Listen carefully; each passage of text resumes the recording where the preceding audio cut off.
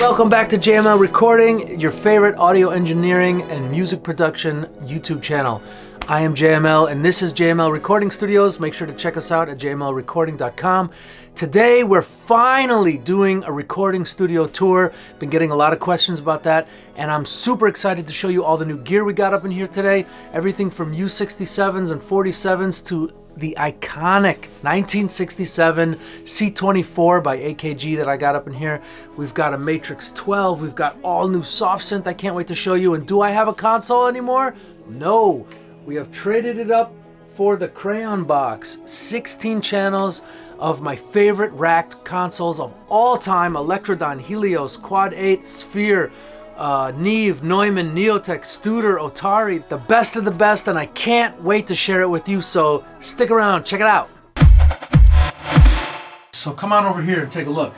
So this is essentially a console turned on its side. What it is all my favorite racked channel strips from all my favorite consoles out there. So we've got Neumann, Quad 8, Telefunken, Neve, Studer, Neotech, Telefunken, and Roger Mayer. Roger Mayer made all the modifications and some recording consoles for John Lennon, Jimi Hendrix. He was a pretty amazing dude. Look him up. M-A-Y-E-R. This is one of my favorite microphone preamps of all time. It's made by Magnacord. Sometimes they labeled their company as Magnacorder, and they were known for kind of like the Ampex 600 series suitcase tape machines. They made some killer little portable tape machines. Martin Eck in Kentucky of Audio Custom Labs is my tech, and this is one of the fire-breathing monsters he made for me from a Magnacord reel-to-reel 7-inch tape machine. It's got XLR, and you can switch to unbalanced DI in the back. It's got a pre and post transformer tap, like a 600 ohm tap. You have phantom power installed. Killer microphone preamp with 90 dB of gain. Speaking of 90 dB of gain, here we have the Gates Dynamote with 95 dB of gain, phantom power installed, fully recapped, vacuum tube. And the way that these worked, so these are the field mixers where you'll have a local baseball team, a local radio station will say, "Here comes little Jimmy rounding third, sliding into home, and he scores for the local baseball team." These were the old broadcast field mixers that they would use in yesteryear. And I have them modified by Marty Eck at Custom Audio Labs in Kentucky to be just fire-breathing monsters. 95 dB of gain, copper shielded, high Z input, phantom power, fully recapped, hand-selected vacuum tubes, and it's just an absolutely killer microphone preamp. Sylvia Massey's obsessed with them, I'm obsessed with them, and you'll see these in a lot of high-end studios. I sold one to Ryan Ross at Panic at the Disco for $16,000. They're no joke. It's kind of like oil baron money. If you've got a lot of money and you want something that nobody else has, you come to Lutz Multimedia LLC on Reverb, and you can buy one of these. They're just total hot rods because they have a lot done to it. I mean, there's things that this does. I won't even get into it. It has interstage gain here, here, and here, so you can adjust the gain staging of the tubes, inputs and outputs before it hits the output in a very unique and creative way that no other preamp can do. The OBXA, I traded all four of my 1073 500 series plus $1,000 for this OBXA. Another monster of a synth. I have a Matrix 12, so I don't need it. The other one that I had refurbished, these notoriously do need a lot of work. This one's been worked on by Sequential Circuits. I just got it back from Dave Smith, and it's the Prophet X, which is cool. They partnered with 8DO, so they have all these cool samples. I don't like the way key switching works on it. If you're familiar with key switching and you do scoring, you know if you want to go from crescendo to staccato to portamento, you usually have to use the lower bank and key switch to those articulations. This does not do that well, so I got to get rid of it. I went with Native Instruments. I'm a soft synth guy now. What can I say? I never thought I'd be into it. Before we get into the live room, there's a few more things in the control room I want to show you. So underneath the Collins 12Z, I have the cleanest Chorus RE301 Space Echo that you've ever seen. What's the difference between the 201 and the 301?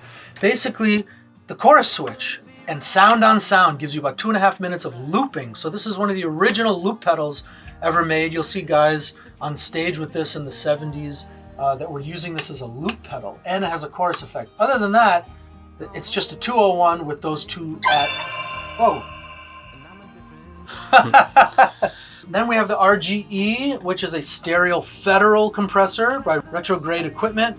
RGE has been making some of my favorite boutique outboard gear that you've never heard of. What I love about it is it has a stereo link that you can bypass, and it has a wet to dry ratio mix, which every compressor in the world should have, because you essentially then have parallel processing in this box. I love these SSLs for just your keyboards. I use it just for keyboard stuff. I have a pair of the Moog ladders, which I love on toms. There's a little gem of a tip for you. The TG1 is a Chandler compressor that's great. I recommend having 2 at a time. Nothing really special about the 6176. It has an 1176 LN compressor limiting amplifier in it. I'm not a huge fan of it. I have a pair of 1176s here, blue stripes, that I prefer. And then the 610B tube preamp in it, I think, is absolute trash. I don't even know why I own this. The 610 is really a bad microphone preamp. Once you've heard good stuff, you know why, but essentially the sweet spot is very difficult to find, and once you do, distorts in a way I don't really like. I need to get rid of it. If anybody wants it, hit me up. We can do a trade. So then we have the Altec 436s, and I have a 438, which just has a preamp tube in the compressor signal path. The 436s are iconic compressors. I have another video on my channel about why I think these are the greatest compressors ever made.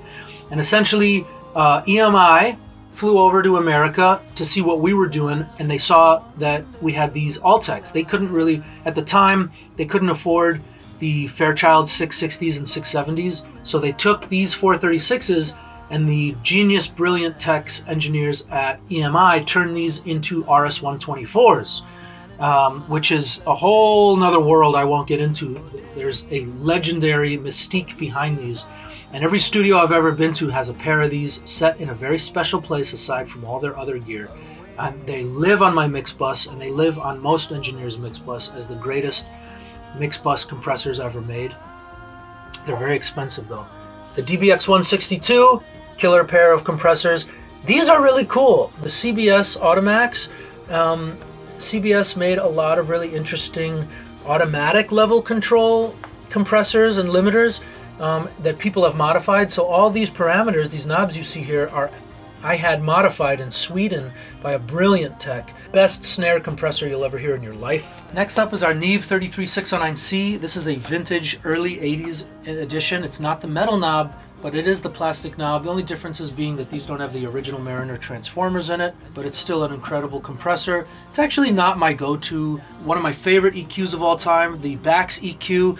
You can't hear what it's doing until you turn it on and off. You think it's not on until you turn it off, and then you hear just what it was doing. Incredible air that is added in a very transparent, unique way. The original Blue Stripe 1176s, some of the best renditions of the 1176, very dirty. I have the orange drop mod done to these. This is a really cool, unique, obscure EQ that Questar Welsh at Q Studios used, and he uses this model 546 for everything he works on. And I'm like, what the heck is that old Yuri EQ? And it's a killer, precise surgical EQ. I got an LA2A that's been modified.